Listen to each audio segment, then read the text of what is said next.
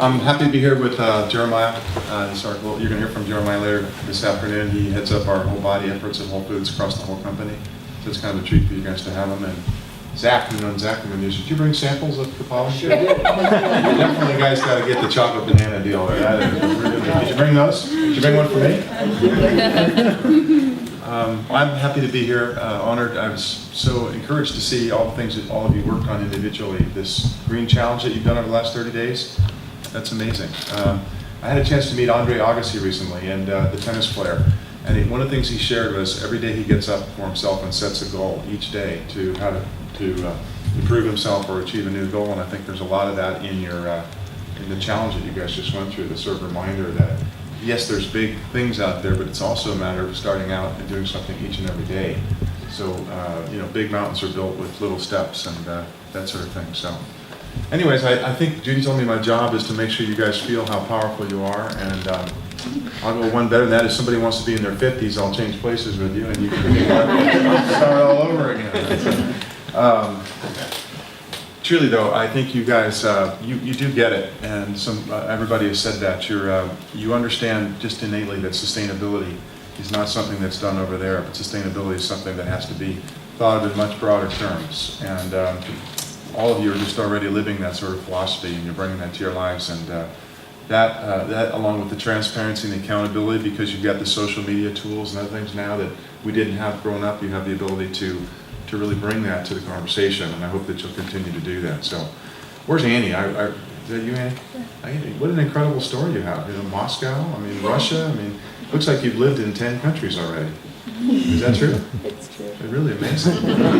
You also, she works in orphan dog facilities, and incredible what you've already accomplished in your life. I was just trying to put one foot in front of the next at your age. Yeah. I'm very, very impressed. So, I started in 1977 with the first store, but really I wanted to say something that I think might be relevant to you, which is finding your way in your life. Because for me, I was at a farm for a little bit, not very successfully.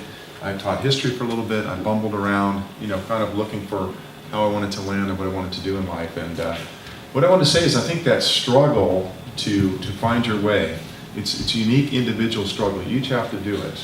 And there's no right answer. Don't let anybody tell you there's a right answer, because there's not a right answer. There's only your answer. And it's actually a gift, because you go to school all these years, and so the program's all kind of set up, and then all of a sudden you have to kind of find your way and make a decision. What am I going to do with my life, right? For me, that ended up being a little natural food store in 1977 called Mountain Marketplace up in Trinity County, which no one's ever heard of now. Right? Anybody know where Trinity County is? It's 5 hours. You know where it is? That's amazing. 5 hours north of here, and so I think this sort of way of it was a small little 1,000 square foot store, but the sort of idea of really pushing yourself to figure out what you want to do with your life is so important. And this is the time in your life where you get to do that. You can always do it, but you can also go headless down for 40 years and then say, well, I'm not doing exactly what I want to do, and then do it then. Or you could do it now. You could have the courage to do it now and say there's something I want to do, and try to do it. So along the way, you're going to find you have mentors and ideas and books and things that influence you, that you're thinking. And for me, I want to share with you, it was this guy, Albert Schweitzer. Albert Schweitzer won the Nobel Peace Prize in 1960. This guy was a guy that was critically acclaimed in 3 or 4 disciplines, and chucked it all at age 30, went back to medical school, and went to Africa to build a hospital where he spent the rest of his life giving care to all the folks over there in that particular country, and he's died a number of years ago. But I was so struck with a guy that would take and lay his whole life on the line like that. It made a big impression on me, saying that, because my folks wanted me to go to law school, and I went for 1 week, and it was really, really boring. So we have lawyers now at Whole Foods, but that's not me. Anyways, and so you meet, Wendell Berry was another one. Wendell Berry wrote a book called The Unsettling of America, and it's the 40th anniversary of his book. They've just started something called the Berry Center in Henry County, Kentucky. So there's people that you're meeting now that I think are going to be influences for you, and you should really think about it. And oftentimes when I'm trying to figure out what to do, or when I was younger, I would go walk on the beach, and this may work for some of you, I don't know, but if you walk on the beach or you walk somewhere and you talk about your life out loud backwards, you will find, just in talking out loud, the things that mean something to you, they will pop up. it will show up with strength. This is really, this is a person who really meant something, or this particular experience I had jumped out for me. It's really an influence for me. So I don't know if that's helpful to you as you guys are making your way in life and figuring out these decisions you're going to have to make. But anyways, on to Whole Foods. I don't want to get the hook from these folks here. So on to Whole Foods. Whole Foods has been there 32 years now, and some of the questions I got in the material is, I would prefer to talk about the potential for a larger company. Most folks think that something is large, it can't be good or it can't be helpful, and while that's certainly true in many cases, it doesn't necessarily have to be true. It doesn't follow because something is large, it has to not be helpful. And so I prefer to think in terms of what are the potentials of the possibility for larger organizations. And in fact, if we're going to create the change in the world that we want, it's going to take all sizes of organizations and all efforts to make the sort of change. The change that's needed is simply too big. So for us, for me in particular, I have been finding my way with this. We of course have two foundations already, the Whole Planet Foundation. Some of you may have heard of that. We're doing microloans in about 61 countries now around the world to help women out of poverty. It's through small microloans, and it's very successful. You can check that on the web if you want. The second foundation we started three years ago is called Whole Kids Foundation. That to kind of focus on kids' health. We have already done 1,200 gardens around the United States, and also 1,200 or 1,500 salad bars in different school districts. And now we're working on healthy eating education for teachers, because teachers simply don't have the time or the resources to be able to do that. So it's a pretty exciting foundation, and it's making tremendous impact in the world. And I'm personally leading this third foundation, which we'll launch in January, which is called Whole Cities Foundation. And Whole Cities Foundation is going to be the mission of this particular foundation, which will be our third foundation, is to bring healthier foods to underserved communities. There's literally thousands of underserved communities in this country where they don't have access to fresh, healthy food, none at all.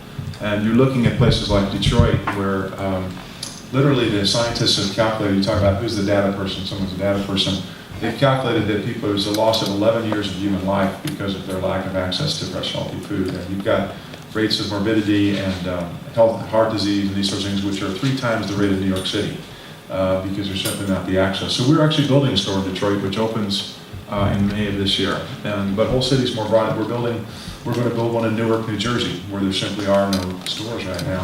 It's a little odd for Whole Foods. You might say, well, it's too expensive, or why are you doing that? But my choice is I want to see us stretch the company into these difficult questions. How much stuff costs?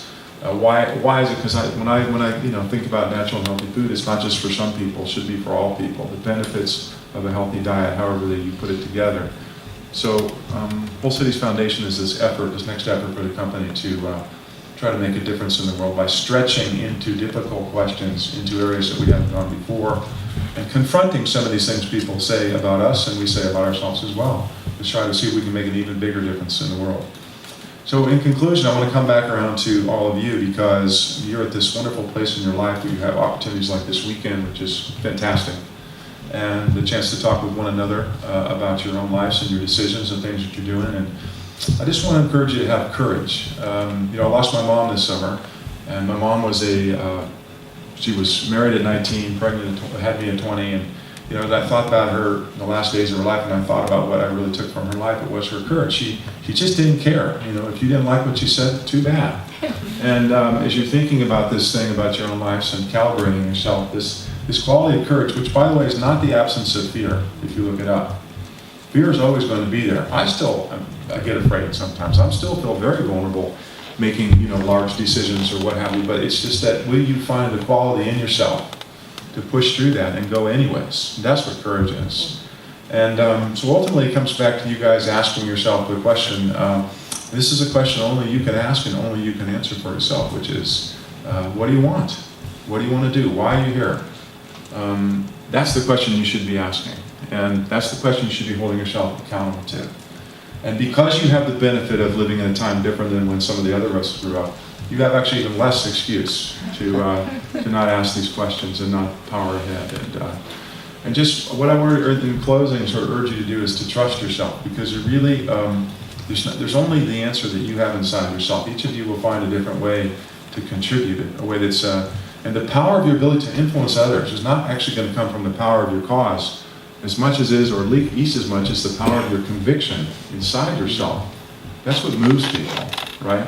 So you need to find your way to that thing inside yourself which is real and true, where you want to make your contribution, and then move from that place, you know, and hold yourself accountable to it, and hold yourself accountable to this year and next year and every year, and ask yourself all the time, am I doing everything I possibly can do to try to move this forward? So I think that's probably my 10 minutes, right? So I hope that's helpful to you. It's a pleasure to be here, and I hope you guys have a wonderful weekend together. So.